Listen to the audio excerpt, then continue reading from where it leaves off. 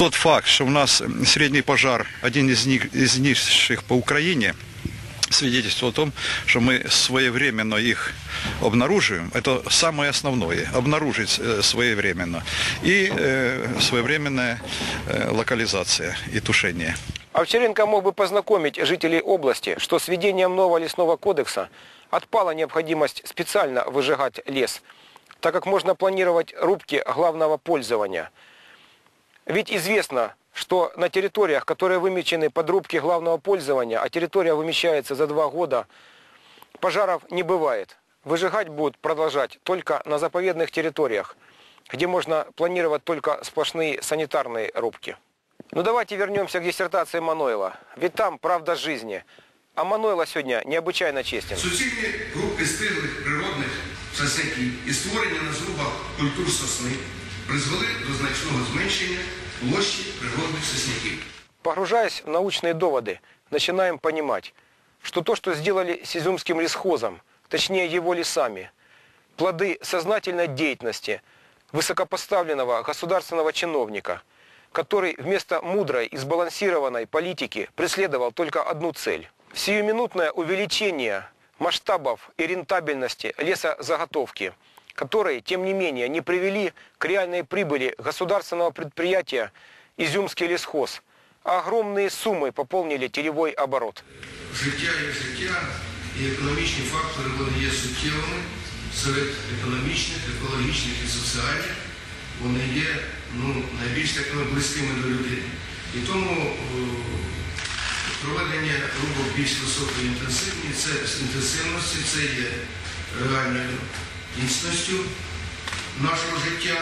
Манойла Валентин Алексеевич открыто говорит, что находясь на должности директора Изюмского лесхоза, а позднее и на должности генерального директора объединения «Харьков-Лес» до 2005 года, он открыто, сознательно и систематично нарушал статью 3 Лесного кодекса Украины, действующего до 2006 года. О ней мы уже говорили, но еще раз напомним. Леса Украины есть ее национальное богатство и своим предназначением и месторасположением выполняет преимущественно экологические, водоохранные, защитные, санитарно-гигиенические, оздоровительные, рекреационные, эстетические, воспитательные и другие функции, имеют ограниченное эксплуатационное значение и подлежат государственному учету и охране. Но с позиции Манойла життя є життя і економічні фактори є найбільш суттєвими серед економічних, екологічних і соціальних. Вони є найбільш близькими для людей, конечно, для таких, как Манойла и его команда. Мне вам очень хочется напомнить, что мы с вами присутствуем на защите кандидатской диссертации Манойла Валентином Алексеевичем, который с 1988 по 2000 год возглавлял и руководил деятельностью государственного предприятия «Изюмское лесное хозяйство», площадь которого 50 тысяч гектар. А с 2000 по 2005 год этот идеолог направлял, руководил и расставлял акценты деятельности всего государственного объединения «Харьков-Лес», площадь лесов которого 300 тысяч гектар. Конечно, после таких откровений понимаешь, что вопросов охраны природы в своем трактате будущий корифей науки не коснется. Но все же на один вопрос из аудитории Валентину Алексеевичу ответить пришлось. Микола Антонович Лохматов, доктор сельскохозяйственных наук. У меня несколько вопросов, но коротеньких, по одному-два слова в ответ. Скажите, пожалуйста, сегодня пределы Изюмского двора, просеклых дворов, есть ли участки, которые наиболее представляют собой, так сказать, участки заповедными? Відповідати можна, так? Так, що в цілому я вам скажу, що Ізюмський бір і значна його частина є віднесена до категорії захисності особоцінний лісовий масив. Це було зроблено керівництвом. Я тут присутній Микола Максимовича був керівником, і ми добилися цього і перевели, тобто заповідування яке є. Далі, що можна ще сказати на цю тему? Буквально, десь, може, місяць-два тому при розмові з моїм керівником Ткачем Віктором Петровичем ми вирішили і будемо цю роботу вже восени проводити, закласти дослід, на якому гектарі, може 5, залишити природних насаджень, дослід, щоб туди без науковців ніхто. І не проводити там зовсім ніякі рубки. І будемо спостерігати за природним поновленням і відтворенням лісів природним шляхом, як воно колись було 100, 200, 300 років, коли ці ліси всі були практично природніми і коли вони виникали.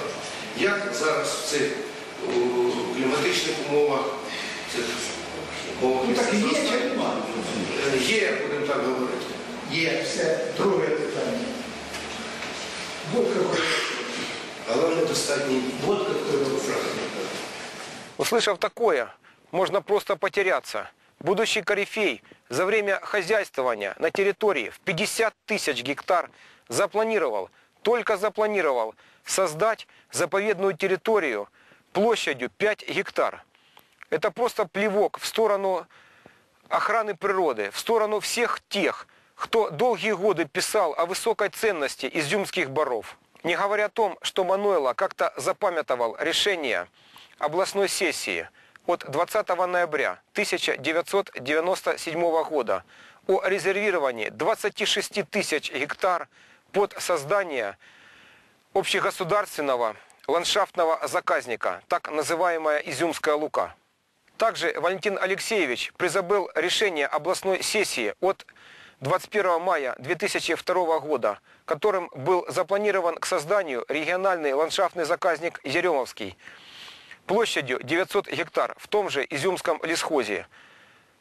Он должен был быть создан в 2003 году, но его нет до сих пор. Более того, эти территории были зарезервированы, а значит наложены ограничения на те виды работ, которые могут привести к уничтожению ценных природных комплексов.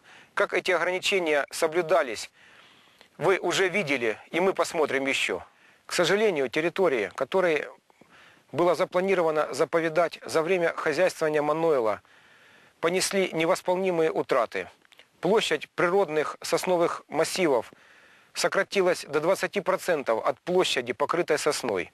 Но и эти 20% представлены разрозненными и недорубанными участками. А в последний год ситуация еще усугубилась из-за введения рубок главного пользования.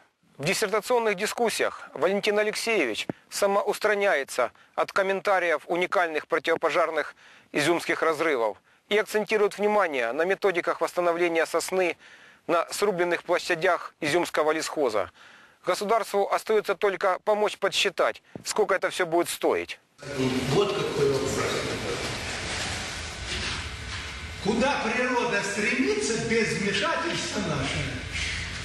Или при ее усилиях лечения, то, что мы там понаворочили?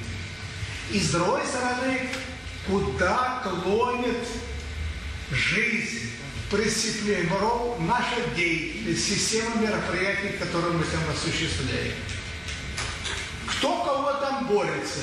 Или идет восстановление природных, естественных фитоценозов, или наших высокопродуктивных, густых, полных и так далее насадок? Кто кого там в этой борьбе и куда? Странный вопрос. Аж Мануйло растерялся. Неужели все находящиеся в этом душном зале не знают, что случилось с Изюмским лесхозом, который весь мог превратиться в гордость не только изюмчан, а и всей Украины? Достаточно было только поменять вывеску на Национальный природный парк Изюмская Лука. Мы вам покажем ответ.